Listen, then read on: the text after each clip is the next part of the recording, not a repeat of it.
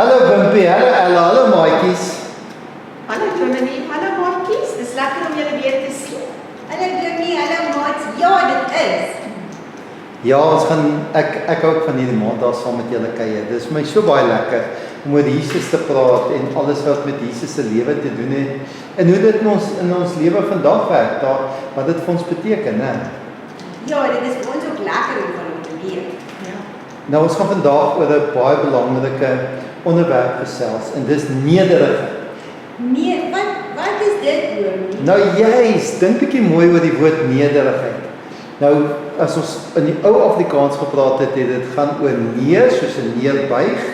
So om nederig te wees is om te beteken om jouself minder te maak, om jouself om nie hoogmoedig te wees nie, om nie te dink jy is beter as ander mense nie.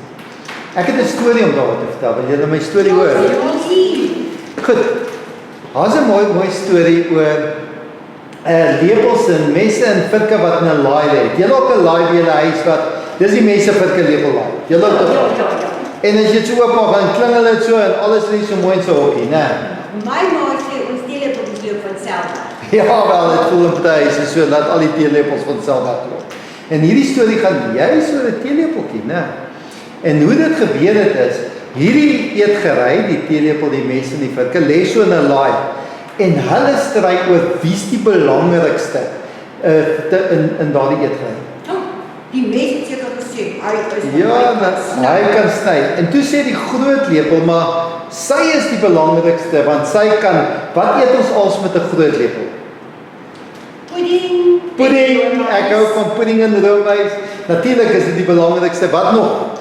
Sop in die Sop, ja, so die groot lepel het gesê, sy is die belangrikste want sy eet sop, sy eet pudding, party pastas word met haar geëet en sy sê omdat sy so groot is en omdat sy so mooi blink, is sy die belangrikste.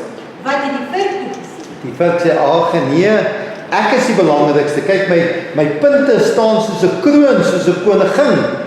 Ja, en met daai tande kan sy als raak steek. Is so en alles so nade sleep en wapens krap en so fyn, alles so saggies in jou mond sit. Sy het gesê, kyk ek eet so mooi, so ek is die ene wat die mees belangrikste is, die meeste aansien het, né?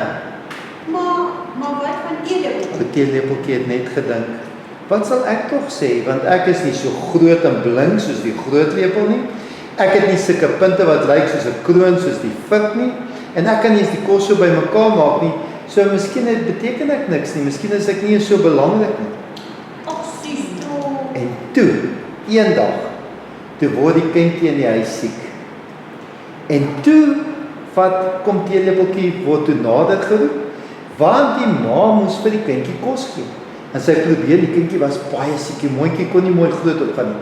Sy probeer eers met die groot lepel werk nie. Sy probeer met die virk, maar die virk werk nie, want hy laat al die kos mos.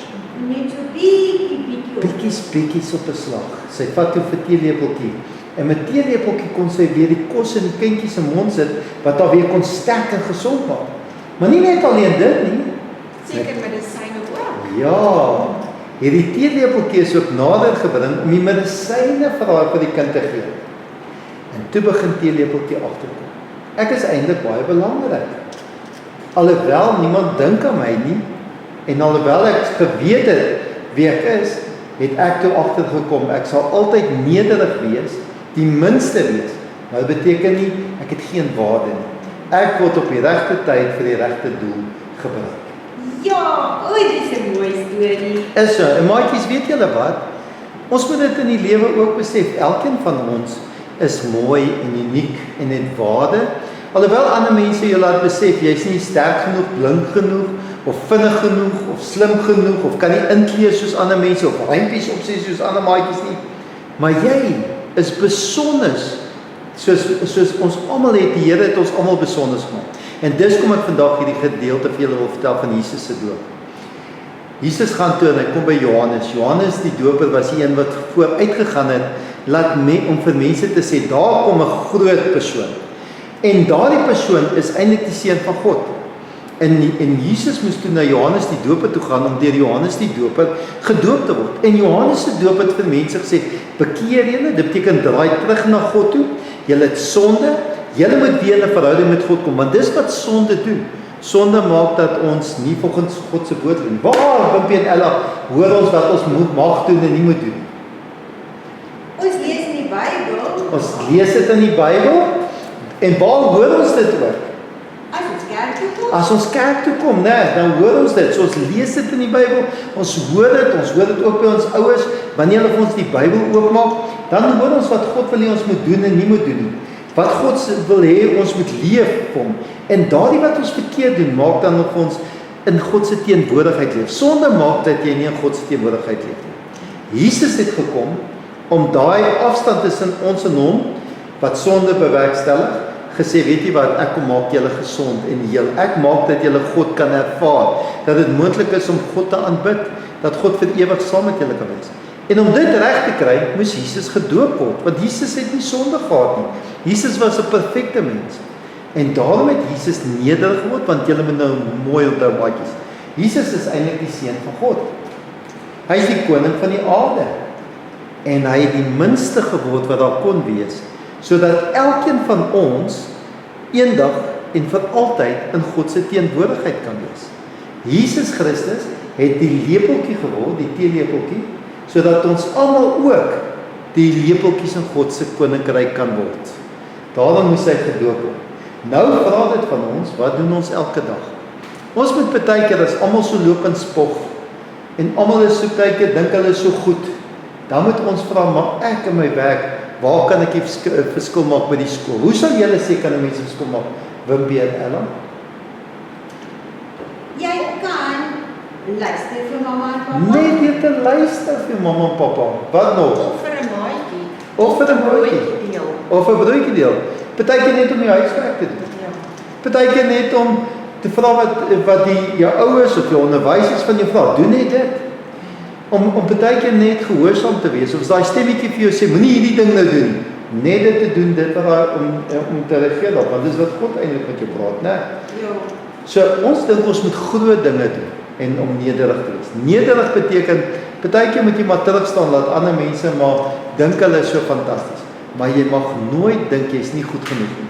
Partykeer is dit juist die sterkste mens wat terug staan, dat ander mense maar dink hulle is belangrik, né? Maar jy moet nog steeds altyd jou bes doen. Jy moet altyd jou bes doen. Altyd, want ons doen dit tot eer van God, ons beste.